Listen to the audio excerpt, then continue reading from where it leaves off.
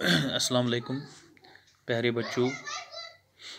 आज हम कंटिन्यू करेंगे कल का ही टॉपिक जो हमने कल पढ़ा है, पंचायती राज सिस्टम, लोकल सेल्फ गवर्नमेंट पंचायती राज सिस्टम। यानी पंचायती राज सिस्टम में मैंने आपको पहले ही बताया, इसमें दो पार्ट हैं। पार्ट 1 है जिसको हम पंचायती राज कहते हैं, दूसरा पार्ट है म्यूनिसिपल कॉरपोरेशन जो शहरों में होता है, और पंचायती राज जो रूरल एरियाज़ में होता है। इससे पहले मैं आपको बताऊंगा, a major step towards a decentralization was taken in 1992. The constitution was amended to make the third tier of democracy more powerful and effective. जब अमेंडमेंट हुई है 1992 में, अगर हम बात करेंगे 1992 की, तो local governments before the constitutional amendment in 1992, यानी कि जब कॉन्स्टिट्यूशनल अमेंडमेंट हुई है before the constitutional amendment in 1992, इसमें दो पॉइंट्स हैं। 1 पॉइंट है elections wire not held regularly, यानी कि जब 1992 में इसमें अमेंडमेंट हो गई है, अमेंडमेंट होने से पहले elections wire not held regularly, यानी कि जो पंचायती राज इंस्टीट्यूशंस हैं, पंचायती राज इदारे हैं, यानी जो हमारे पंचायत्स हैं, इनके जो इलेक्शंस होते हैं, इसके लिए जो डेट फिक्स होता है, इस पर कोई यानी कि ध्यान नहीं देता है। यानी कि elections wire not held regularly, elections in यानी कि पंचायत के जो इलेक्शंस हैं वो रेगुलरली मुंतखब नहीं होते हैं। दूसरा पॉइंट जो होता है, local governments did not have any powers और resources of their own. Local government जो होती है, पंचायती राज जो होता है, local government did not have any powers और रिसोर्सेज ऑफ देयर ओन, यानी कि इनके पास कोई पावर्स नहीं होते हैं। जिस तरह आज आप पढ़ते हैं, आज पंचायती राज की अगर आज की डेट में हम बात करेंगे, यानी अमेंडमेंट के बाद की हम अगर बात करेंगे, तो बहुत सारे पावर्स हैं पंचायत के पास, या इनके जो अपने रिसोर्सेज भी होते हैं। Local government did not have any powers और रिसोर्सेज ऑफ देयर ओन, यानी कि ये दो बड़े चीज़ें हुई हैं अमेंडमेंट में, यानी कि अमेंडमेंट से पहले ये चीज़ें नहीं थी। देखिए, local governments after the constitutional amendment in 1992, after the यानी कि अमेंडमेंट के बाद क्या हुआ, it is mandatory to hold regular elections to the local government bodies, यानी इसमें ये बात ताई पाई गई, इसमें ये बात यानी कि अमेंडमेंट में ये कही कि इट इज़ मैंडेटरी, अब ज़रूरी बन गया to hold regularly elections to the local government bodies, यानी कि वक्त पर इलेक्शंस होंगे। यानी कि जब ये अमेंडमेंट में कहा गया, the state government are required to share some powers and revenue with the local government bodies, यानी कि कुछ पावर्स, कुछ इख्तियारात दिए गए। जिस तरह आज आप देखते हैं, यानी कि बहुत सारे पावर्स धीरे धीरे यानी कि पंचायत के पास, पंचायत जो वार्ड मेंबर्स होते हैं जिनको हम पंच कहते हैं, या प्रेसिडेंट जिसको हम सरपंच कहते हैं, धीरे धीरे इनको पावर से लेस किया जाता है।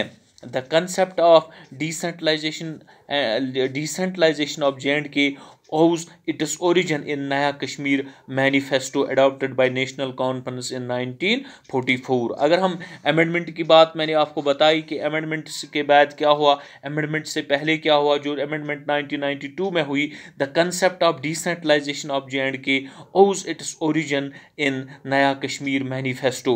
जब नेशनल कॉन्फ्रेंस ने नया कश्मीर का मैनिफेस्टो बनाया, तो उन्होंने ये नारा दिया, adopted by national conference in 1944 में क्या मैनिफेस्टो बनाया गया नेशनल कॉन्फ्रेंस की तरफ से, the local self governance was incorporated in the state constitution that was promulgated, इसमें ये कहा गया promulgated in 1957 under article 16, under article 16 के तहत, which reads panchayati raj institutions could not become a operative owing to the disturbances in the state in 1950। अगर हम 1950 1950 तक की बात करेंगे तब तक यानी कि पंचायती राज इदारे जो है वो कोई काम खुद नहीं करते हैं। ड्यूरिंग 1980s के बाद क्या हुआ, the government took a leap forward, it passed the most progressive act called Jammu and Kashmir panchayati raj 1989, यानी कि अब एक एक्ट पास किया गया जम्मू कश्मीर गवर्नमेंट की तरफ से।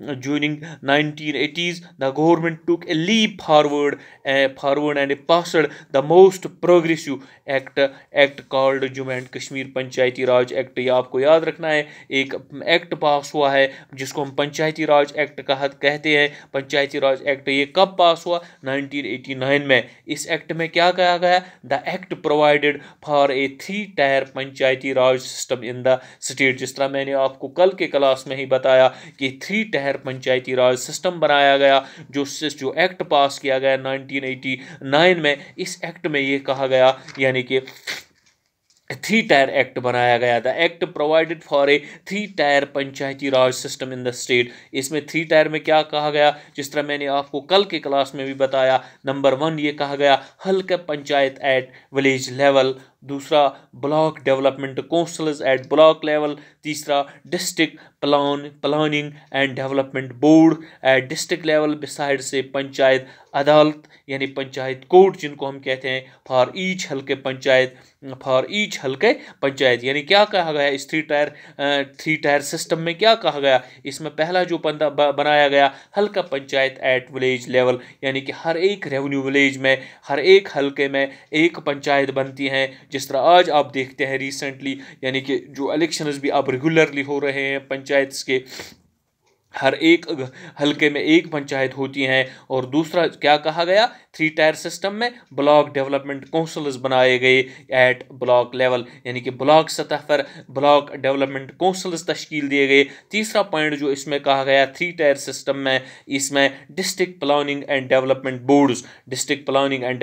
बोर्ड्स बनाए गए। जिस तरह आप देखते हैं ज़िले सतह पर डिस्ट्रिक्ट लेवल पर district planning and district development boards बनाए गए district level beside panchayat elections. इसके साथ साथ पंचायत अदालत भी बनाए गए जिनको हम पंचायत कोर्ट कहते हैं, फॉर ईच हल्के पंचायत, हर एक पंचायत में पंचायत कोर्ट तश्कील दिए गए। जिस तरह आप अगर मैं आपको बताऊंगा, the latest panchayat elections were held in the year 2011, 2011 में रिसेंटली यहाँ यानी बड़ी मुद्दत के बाद यहाँ पंचायत इलेक्शंस तश्कील दिए गए। तब से लेकर आज रेगुलरली पंचायती इलेक्शंस हो रहे हैं। जिस तरह आपको पता है कि हर एक गांव में एक पंचायत होती हैं और कुछ पंचेस होते हैं जिनको हम वार्ड्स कहते हैं। जिस तरह आपको ये पता होगा कि हर एक हल्के में आज एक सरपंच होता है और इसी की निगरानी में पंचेस होते हैं। और हर हल्के में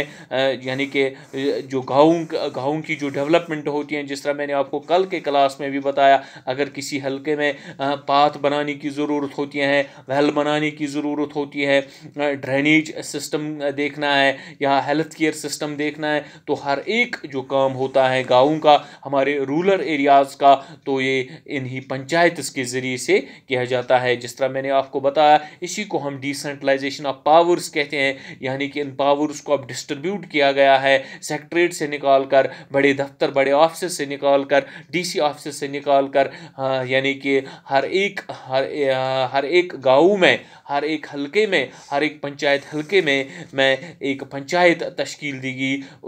इन पंचायत को अब पावर से लेस किया गया ताकि हर एक रूरल एरिया में डेवलपमेंट हो सके।